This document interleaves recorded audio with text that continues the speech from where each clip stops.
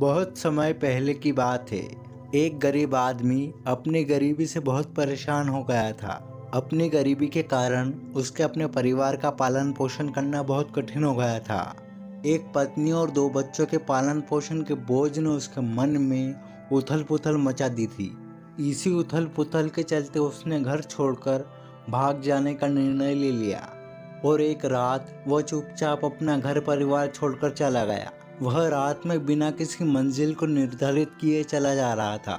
जब वह एक नदी के किनारे पहुंचा तो उसने देखा वहां भगवान बुद्ध अपने शिष्यों के साथ डेरा डाले हुए हैं। यह देख उसने निर्णय लिया कि वह सन्यासी हो जाएगा और भगवान बुद्ध का शिष्य बनकर उनके साथ ही रहेगा। ये निर्णय लेकर वह भगवान बुद्ध के डेरे में जाकर उनके चरणों में गिर गया और उनसे विनती करने लगा कि वे उसे अपना शिष्य बनाकर अपने साथ ही रख ले।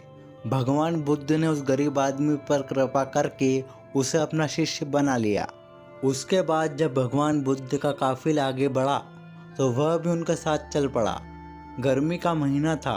भगवान बुद्ध का काफिला चलता ही जा रहा था। जब वह एक जंगल में पहुंचे तो सभी लोग पेड़ के नीचे विश्राम करने के लिए रुक गए।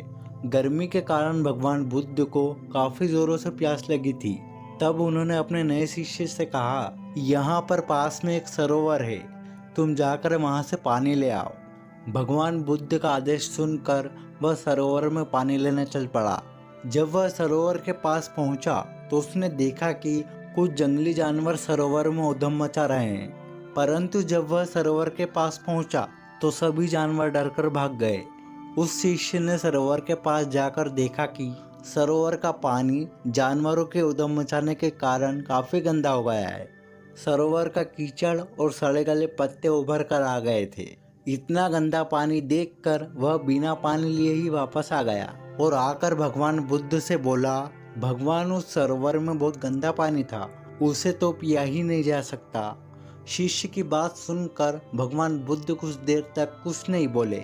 फिर उससे कहा, जाओ जाकर उसी सरोवर से पानी ले आओ। भगवान बुद्ध का आदेश सुनकर वह शिष्य पानी लेने तो चल पड़ा, परंतु मन में यही सोचता जा रहा था कि भगवान बुद्ध इतने गंदे पानी को पिएंगे कैसे। जब वह चलता हुआ सरोवर के पास पहुंचा तो ये देखकर हैरान हो जाता है कि सरोवर का पानी स्वच्छ और निर्मल हो गया है। वह पानी लेकर भगवान बुद्ध के पास आता है और उनसे यह प्रश्न करता है कि महात्मन, थोड़ी ही देर में सरोवर का पानी इतना साफ कैसे हो गया। तब भगवान बुद्ध ने उसे समझाते हुए कहा, जब जानवर पानी में उधम मचा रहे थे तब उसका कीचड़ उभर आया था, परंतु कुछ देर शांत रहने पर उस सरोवर का कीचड़ वापस नीचे बैठ गया और पानी फिर से निर्मल हो गया। इसी प्रकार हमारे मन की भी स्थिति होती है। जीवन की भाग दौड़ और कठिनाइयाँ हमारे मन में उथल पुथल पैदा कर देती है और तब हम गलत निर्णय लेते हैं। परंतु कोई भी निर्णय लेने से पहले अगर हम अपने मन को शांत रखें और धीरज पूर्वक बैठकर सोचें तो हमारे मन की वह उथल पुथल भी पानी की कीचड़ की तरह नीचे बैठ जाती है और तब हम जो निर्णय लेते हैं वो हमेशा ही सही होता है। इसलिए बुरे समय में इंसान को कभी भी धीरज नहीं खोना चाहिए।